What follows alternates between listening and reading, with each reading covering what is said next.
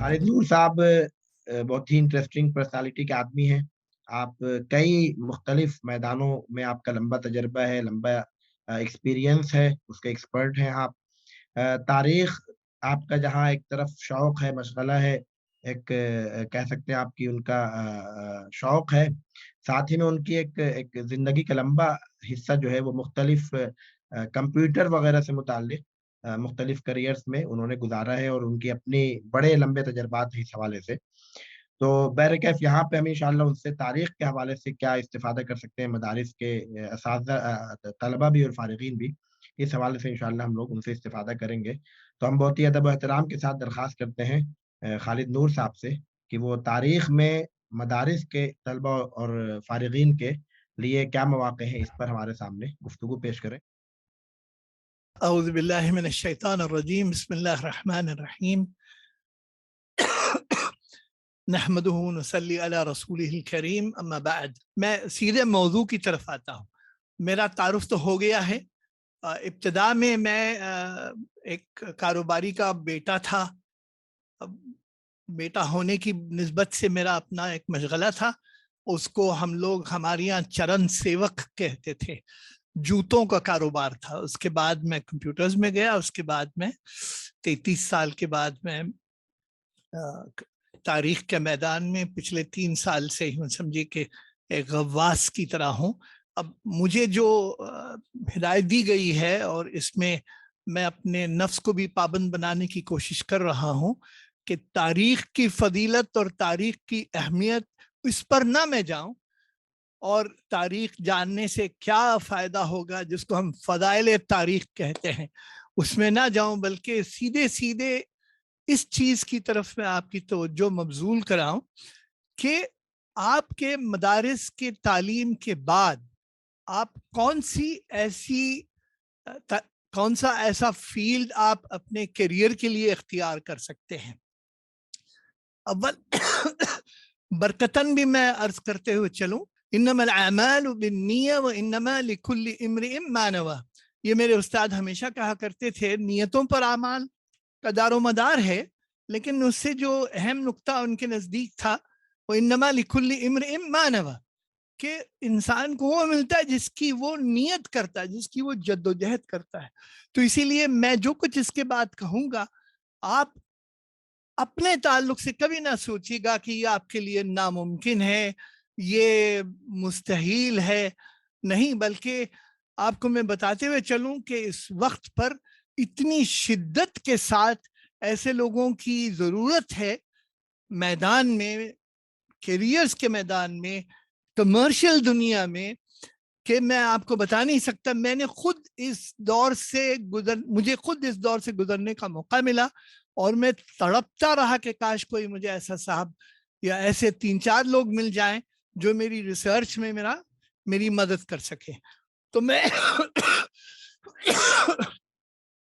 तारीख में करियर कैसे बनाया जाए, तो ये कुछ आइडियाज हैं जो मैं आपके साथ शेयर करना चाह रहा हूं। वो क्या ऐसे ओहदे हैं जिनके लिए आप कोशिश कर सकते हैं, या तारीख में एक महारत हासिल करने के बाद कौन सी ऐसी चीजें हैं जिसको कि आप एस्पायर कर सकते हैं, जिसकी तरफ आप जो है जुस्तजू कर सकते हैं। ये ये चीज मुझे आपको बताना है। अव्वल तो ये है कि एकेडमिक रिसर्चर वो क्या माने।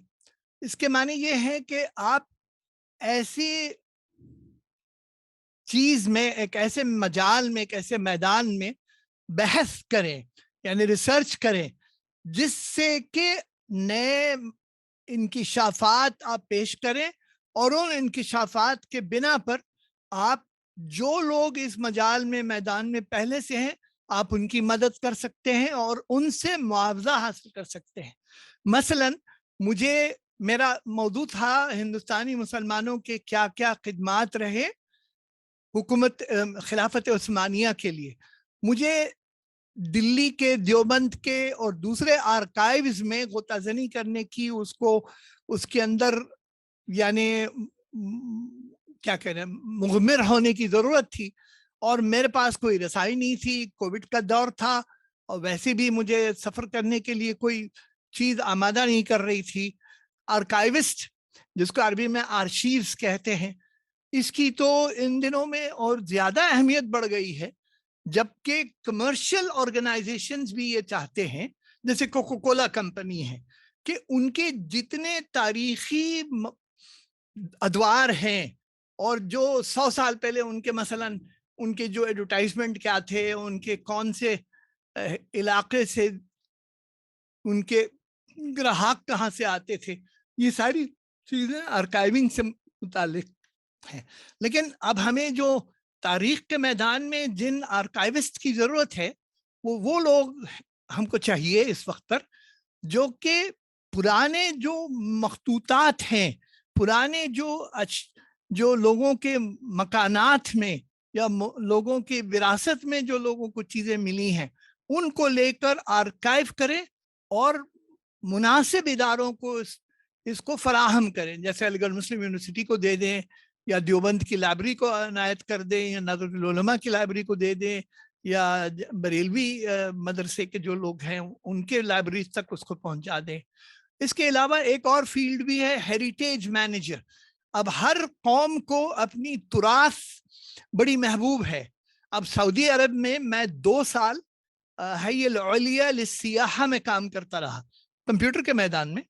تو حی العلیہ للسیاحہ کا کام یہ تھا کہ ان کی جو اپنی ہیریٹیج ہے، ان کی جو تراث ہے، اس کو کس طرح سے آئیڈینٹیفائی کیا جائے، شناخت کی جائے، پھر اس کو کس طرح سے مزید مزین کریں. تو یہ جو شناخت والی بات ہے، اور اس میں یہ تراث کیوں زیادہ مہم ہے، کیونکہ ظاہر بات ہے ہر چیز کے پیچھے ایک کمرشل، ایک تجارتی فائدہ ہوتا ہے. وہ چاہتے ہیں کہ زیادہ سے زیادہ لوگ ملک کی زیارت کے لیے آئیں اور پیسہ لے آئیں خرچ کرنے کے لیے. تو اس میں ان کو یہ شناخت کرنی پڑتی ہے کہ بھی کون سے ان کے اپنے آثار ہیں جن کو کہ وہ اپنی ہیریٹیج مانیں اور جس کو کہ وہ نمایاں طور پر پیش کریں. اور پھر دوسرا جو ہے وہ ہے ہسٹورک انسپیکٹر، وہ ہسٹوریکل سائٹس کی جو انسپیکشن ہوتی ہے. مثال کے طور پر مجھے جب میں اپنا ریسرچ کر رہا تھا تو پڑھ کے حیرت ہوئی کہ سر سید احمد خان نے علی گڑھ مسلم یونیورسٹی کی تحریک سے پہلے پوری ایک کتاب لکھی تھی، دلی کے اطراف میں جتنے آثار ہیں، مونیومنٹس ہیں، ان کی پوری، اور پھر وہاں کے جو احباب اس دور کے تھے پرانے، ان سب کے تعلق سے پوری انہوں نے ایک تاریخ لکھی. یہ ایک بڑا معرکۃ الاعلیٰ کام تھا. یہ کام جو ہے آپ حکومت کے اداروں کے تحت بھی کر سکتے ہیں، اور ایسے بھی ادارے ہیں جو آپ کو ہائر کریں گے صرف اس کام کے لیے کہ بھئی یہ جو ہسٹوریکل سائٹس ہیں ان کے تعلق سے آپ مواد جمع کر کے دیجئے. ہم اس کی طرف آئیں گے بعد میں. پھر ایک میوزیم ایجوکیشن آفیسر ہے. بہت سے میوزیمز ہیں، متحف جس کو کہتے ہیں، وہاں پر لوگ آتے ہیں لیکن ان کو گائیڈ کرنے کے لیے لوگ صحیح نہیں ہوتے کہ بھئی یہ جو یہاں پر ایک آرٹیفیکٹ ہے، یہ جو آثار میں سے ایک ٹکڑا، یہ کہاں سے تعلق رکھتا ہے، یہ نلندہ سے ہے یا پھر گایا سے ہے، یہ کہاں سے ہے، یہ سلطنت دلی کی سلطنت کے دور کا ہے، یہ سکہ جو ہے اس کے تعلق سے کیا معلومات ہیں. تو اکثر میوزیم میں برابر کے گائیڈ نہیں ہوتے.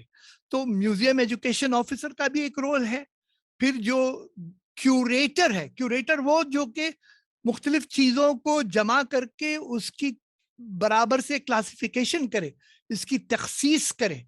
اور اسی طرح ایک ایگزیبیشن آفیسر ہے، کون کون وقت پر کون چیزوں کو نمایاں طور پر ایگزیبیشن کے طور پر اس کا اعلان کرے، اور پھر اس کا اشتہار کر کے اسکول اور کالج کے لوگوں کو بلائیں اور اس کی کیا کہتے ہیں کہ نمائش کریں. اور بھی کچھ آئیڈیاز ہیں، جیسے اکیڈمک لائبریرین ہیں.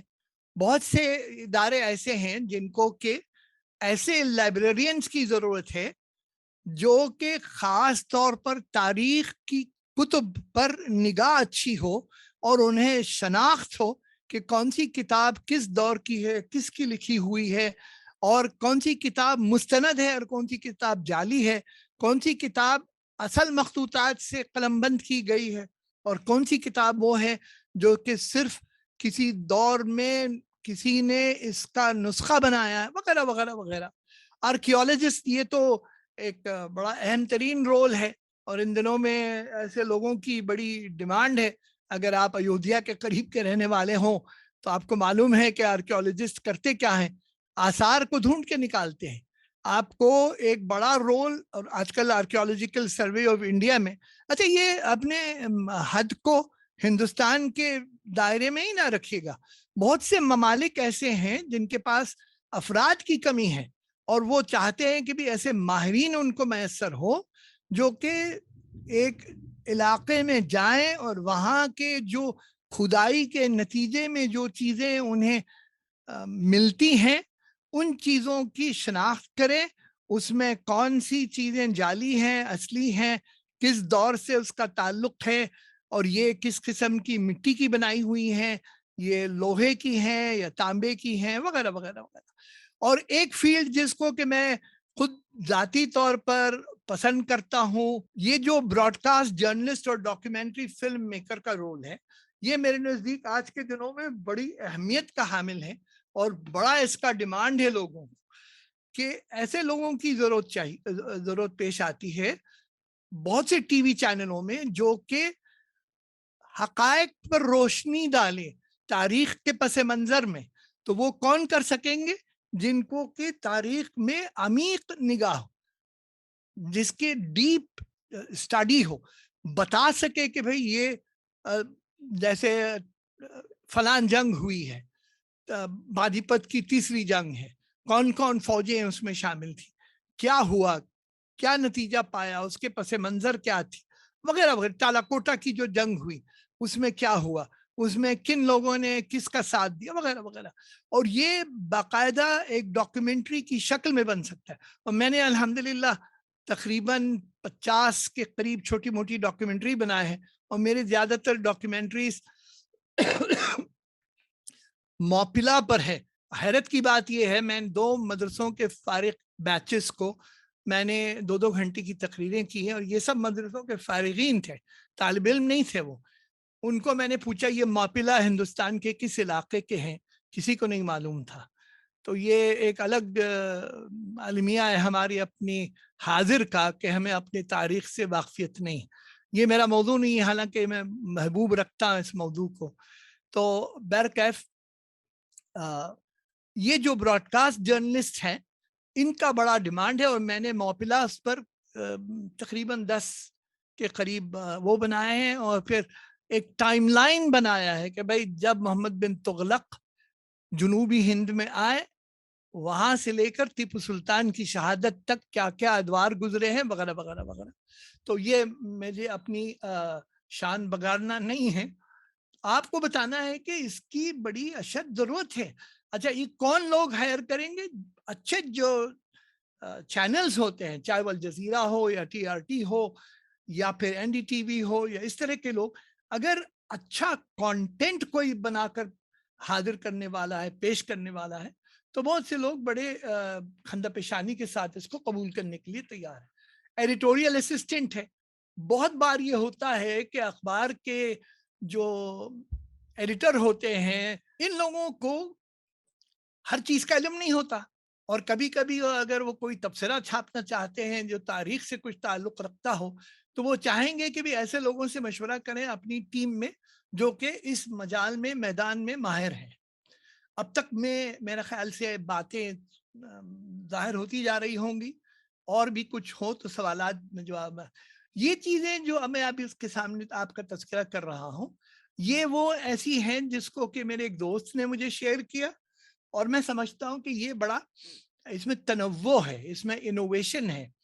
ایک یہ کہ آپ اپنے طور سے ایک اسلامک ٹور گائیڈ کمپنی بنا سکتے ہیں. مثلا ان دنوں میں میرے ایک دوست ہے ملیشیا میں, ان کی مہارت یہ ہے کہ لوگوں کو ازبکستان لے جاتے ہیں, اور خاص طور پر بخارا کو, اور پھر بڑے بڑے جو ساؤتھ افریقہ اور جو دوسرے جو مسلم علاقے ہیں جہاں کے شیوخ بھی, یعنی کچھ احادیث کے جو اساتذہ ہیں وہ بھی اس ٹور کمپنی کے ساتھ ہو جاتے ہیں, اور یہ لے جا کر پورا ازبکستان کا ٹور کراتے ہیں. یہاں امام بخاری کی پیدائش ہوئی, وہ فلاں ہوا, یہاں وہ تدفین ہے, اور یہاں پر یہ ہوا اور وہ ہوا، اور لوگ بڑا محظوظ ہوتے ہیں اس میں.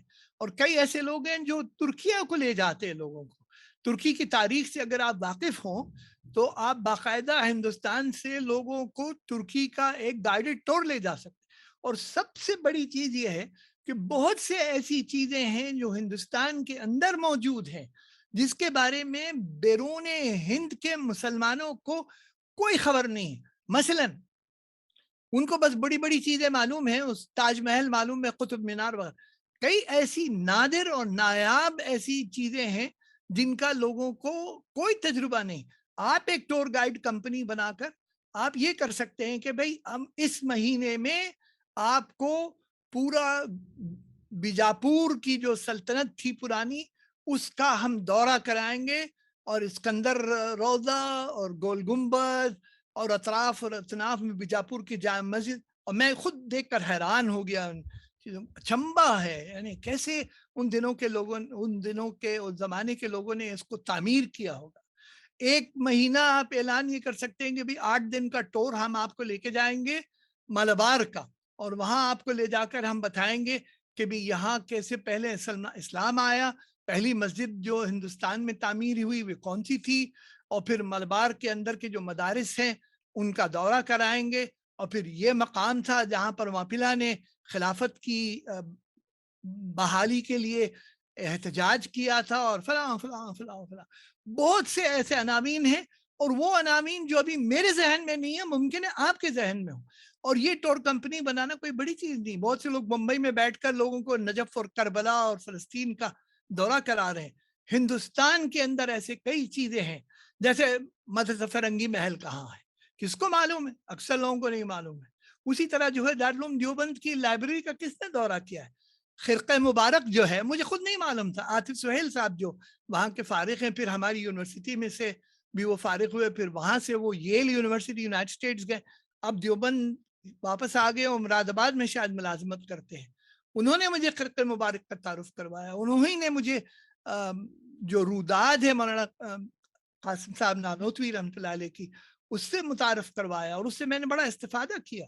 اور اب آپ کے ذہن کو خود آپ کو پھیلانا پڑے گا اور سوچنا پڑے گا کہ بھی اس آئیڈیا کو کیسے آپ مزید نشو و نما کر سکتے ہیں.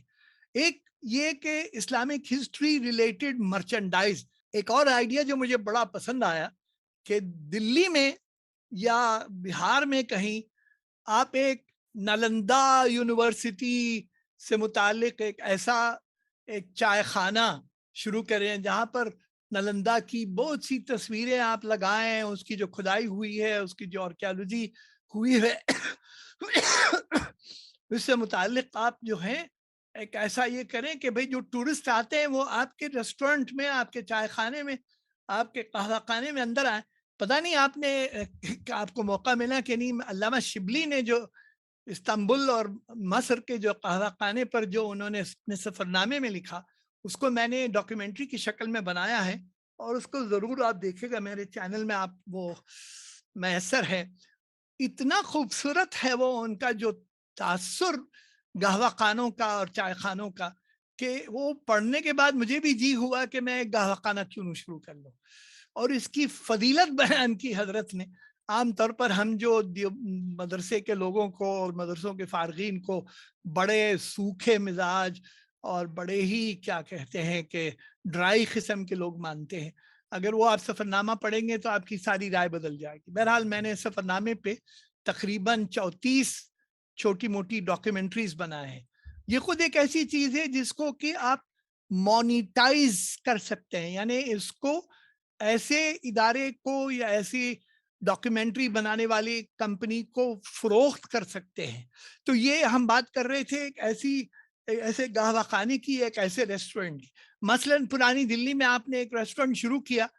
پرانی دلی کی جتنی تاریخ ہے، بلی میراں سے لے کے پتہ نہیں اور کون کون سی گلیاں ہیں، میں تو کافی گھوم آیا ہوں وہاں پر، چٹلی قبر ہے اور فلاں ہے اور یہ ہے، وہ ساری چیزوں کی پرانی تاریخ. یہاں پر ان کا مکان تھا، یہاں مرزا غالب کا مکان تھا، یہاں مفتی عتیق الرحمان صاحب رہتے تھے، اور فلاں ہے، اور سب کی تصویروں سے آپ بھر دیں اس کو.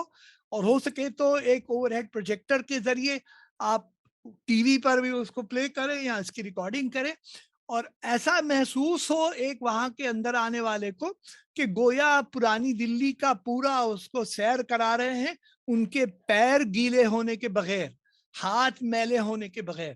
یہ ایک آئیڈیا بڑی اچھی ہے, اگر کسی نے ہمت کی تو یہ میرا خیال ہے جب شروع ہوگا میں خود اس میں آ کر یعنی کچھ کھانے کے لیے تیار ہوں, چائے شائے پینے کے لیے تیار ہوں. تو اسلامی تاریخ کے عناوین پر یا عنوانات پر مشتمل زائرین کے لیے ریسٹورانٹ اور ہوٹل کا قیام کریں, یا قہوہ خانے, آج کے لیے کافی ہاؤسز بہت مشہور ہوتے جا رہے ہیں. تو میرا خیال یہ ہے کہ یہ تینوں آئیڈیاز تو بس ایک سانس میں کہہ دی میں نے. اگر ہم بیٹھ کے سر پھوڑی کریں, جس کو کہتے ہیں برین سٹارمنگ کریں, تو بیسیوں اور آئیڈیاز آ سکتی ہیں. ابھی میں وہ حجت اللہ البالغہ کے ویڈیوز بنا رہا تھا, اب تک کے الحمدللہ 20 ویڈیوز بن گئے اس پر. تو اس سے یہ پتا چلتا, اس سے ابھی حال میں ایک حدیث گزری کہ مسلمان جو ہیں سونے اور چاندی کے کان کی طرح ہیں, جتنا کھودو گے اور جس قدر محنت کرو گے اس قدر اس امت کے اندر سے خیر نکلے گا, ذهب اور فضہ نکلے گا, دنیاوی مواد بھی نکلے گا. ایسا نہیں کہ صرف وہ ان کے اندر سے روحانی شعائیں نکلیں گی, بلکہ عالم ملکوت سے جو نازل ہونے والی برکات ہیں وہ ان کانوں میں بھی ہوتی ہیں, اور ان کانوں سے بھی آپ استفادہ کر سکتے. یہ جو ایک ایک فرد جو اس وقت پر اس مجلس میں حاضر ہیں, ان سب کو جو ہے میں یہ دعوت دیتا ہوں کہ وہ اپنے اندر جو کان ہے چھپی ہوئی, اس سے جو ہے آپ کھدائی کریں اور مزید آئیڈیاز لے آئیں. اب ایک آخری سلائیڈ ہے, بلکہ نہیں یہ ایک اہم سلائیڈ ہے, ہم اس پر بھی بات کرتے ہیں. کون لوگ ہیں جو ایسے لوگوں کو امپلائی کریں گے؟ اول تو اس سے پہلے والی سلائیڈ میں ہم نے یہ کہا کہ آپ خود اپنے فیوچر کے مالک بنے, کیونکہ ہم سنتے آتے ہیں نا بھی 9/10 میں سے برکت جو ہے وہ تجارت میں ہے اور ایک حصہ ملازمت میں ہے. لیکن اب بہرکیف کون کون ایسے لوگ ہیں یا ادارے ہیں جو ایسے حضرات کو اپنے پاس بطور ملازم کے یا بطور مستشار کے ہائر کرنے کے لیے تیار ہے؟ ایک تو یہ آرکائیو اینڈ ریکارڈز آفیسز ہے, ہر بڑے شہر میں یہ موجود ہیں, ترکیہ میں تو بہت ہیں, اور خیراتی ادارے ہیں, مطلب یہ کہ یونائٹڈ نیشنز ہیں, اور یونائٹڈ نیشنز کی مختلف ادارے ہیں جیسے یونیسکو ہے, اور بھی دوسرے ادارے ہیں جو کہ خاص ان کا کام ہوتا ہے دنیا میں جو تراث ہے اس کی بحالی اور بقا کی کوشش کریں. اور یہ انسٹیٹیوٹس آف ہائر ایجوکیشن جیسے جامعہ ملیہ ہے, دلی یونیورسٹی ہے, اور پھر بیسیوں ایسے ادارے ہیں, اور ہندوستان سے باہر تو بے پناہ ادارے ہیں. ان کے اندر اس کے اہمیت کی بڑی یعنی حس ہے ان کے اندر کہ بھی ان چیزوں کو باقی رکھنا, انسان کی تاریخ کو آنے والی نسلوں کے لیے ہم جو ہے بطور ایک وراثت کے چھوڑ جانا. تو ایسے ادارے بھی ایسے لوگوں کے اس میں ہوتے ہیں. انٹرنیشنل ڈیولپمنٹ آرگنائزیشن میں نے ایک طرح کا تذکرہ بھی کر لیا, جیسے UNDP ہے, یونیسکو ہے, آپ کا اللہ بھلا کرے, مختلف ایسے ادارے ہیں جو اس فیلڈ میں کام کرتے ہیں. لا فرمز ہیں, کیونکہ اب مثال کے طور پر ایک قضیہ آ گیا کہ بھئی یہ مندر کے اندر 2 حصے ہو گئے, کچھ کہتے ہیں یہ جو پرانے پروہت ہیں وہ ان کا اس میں کوئی یہ نہیں ہے. تو اگر ایک اچھا لا فرم نے ایک ہسٹورین کو, ایک مورخ کو اپنے پاس ملازم رکھا, تو وہ ملازم پورے جو فرمان ہیں, کیونکہ اصل یہ ساری زمینات مسلمانوں کی عطا کی گئی ہیں, اور یہ حقیقت ہے کہ ایک مندر کے ایک ڈسپیوٹ میں, ایک تنازع میں جب وہ فرامین نکالے گئے تو پتہ چلا کہ اورنگزیب عالمگیر رحمۃ اللہ علیہ نے یہ زمین فلاں کے خاندان کو بطور فرمان عطا کیا. اسی طرح پبلشنگ کمپنیز ہیں, کتابوں کے شائع کرنے والے ہیں, بہت سے لوگ جو ہیں تاریخ کی کتب کو اپنا ایک پیشہ بنائے ہوئے ہیں. انہیں ایسے لوگ چاہیے جو مواد ان کے پاس آتا ہے مورخین کی طرف سے یا مؤلفین کی طرف سے, اس کو ایک بار دیکھ لیا جائے اور اس کو پر نظر ثانی کرے. تو وہ کن کو لکھیں گے؟ انہی لوگوں کو رکھیں گے جن کا جو عمیان النظر، تو جن کی جو ہے عمیق نظر ہے تاریخ کے اس پر، تاکہ وہ دکھا سکیں کہ بھئی نہیں نہیں یہ صاحب جو لکھ رہے ہیں یہ تاریخی طور پر صحیح نہیں ہے۔ اسکولوں میں اچھے ہسٹری ٹیچروں کی ہمیشہ ضرورت ہے، یہاں کے اسکولوں میں نہیں تو کم از کم بیرون ہند کے اسکولوں میں تو ضرورت ہے۔ ہندوستان کے اسکولوں نے تو طے کر لیا ہے کہ کیا پڑھانا ہے، اور بہرحال وہ جو بھی چاہے کرے۔ اور ٹیلی ویژن اور ریڈیو براڈ کاسٹرز ہیں، اگر آپ کے اندر اتنی صلاحیت ہے، آپ بتا سکتے ہیں کہ ہندوستان کے مختلف ادوار کے اور ادیان کے اور علاقوں کی تاریخ سے واقف ہیں، یا کچھ خاص علاقوں سے آپ کی اچھا خاصا آپ کا خبرہ ہے اور تجربہ ہے، اور آپ لکھیں، تو یقیناً ایسے لوگ آپ کو بطور مستشار کے آپ کو انگیج کر سکیں گے۔ اب ظاہر بات ہے کہ ان چیزوں کو حاصل کرنے کے لیے، ان صلاحیتوں کو حاصل کرنے کے لیے آپ کے ذہن میں بات آتی ہوگی کہ بھئی یہ کون سے ڈگریاں اور کون سے کوالیفیکیشن ہمیں کرنی چاہیے۔ پھر میں اپنا ذاتی تجربہ بھی آپ کے ساتھ شیئر کرنا چاہتا ہوں۔ ایک تو یہ کوئی ایسے کوالیفیکیشن نہیں ہے جو کہ لازمی ہے، ایسا نہیں ہے۔ اب جیسے بی اے ان ہسٹری ہے، یہ لازم ملزوم کی شکل نہیں ہے، اس میں کر لیں تو بہت اچھا ہے، اور اس کے بعد آپ نے ایم اے کر لیا تو اور بھی اچھا ہے، اور پھر پی ایچ ڈی بھی کر لیا تاریخ میں، اور پھر اس میں جیسے ابھی میں ایم اے کیا ہسٹری میں، ہندوستانی مسلمانوں کا جو رول کیا تھا 1874 سے لے کے 1924 تک، تو پی ایچ ڈی میں میرا یہ جی چاہ رہا تھا کہ مزید میں کام کروں، لیکن یہ میں تھک گیا تاریخ سے ایک اعتبار سے۔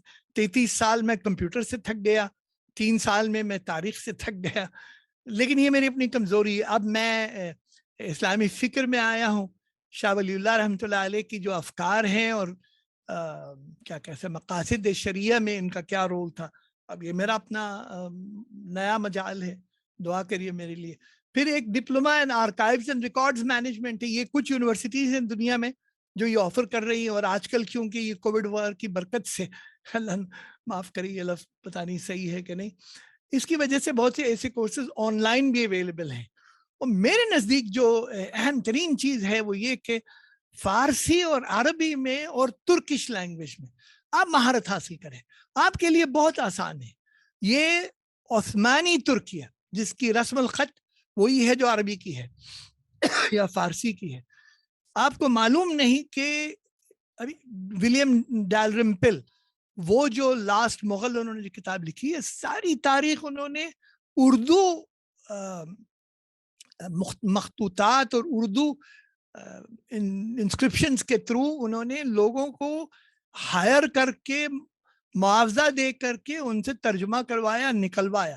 اسی طرح مختار احمد انصاری کا جو میڈیکل مشن 1912-1913 کو جو استنبول کے علاقے کے قریب کے علاقوں میں جو گیا تھا، اس کی پوری تاریخ کامریڈ اور ہمدرد کے جو نسخے ہیں مولانا محمد علی جوہر کے، ان کو ایک ترکی ایمبیسیڈر نے، براک اکچپار کے نام سے، وہ ان کی کتاب میرے پاس موجود بھی ہے، اس سے میں نے بڑا استفادہ بھی کیا، اور اس پر میں نے ایک 45 منٹ کی ڈاکیومنٹری بھی بنائی اردو انگلش میں، اور وہ اس کا ایک حصہ ترکش سب ٹائٹلز کے ساتھ بھی بن گیا ہے۔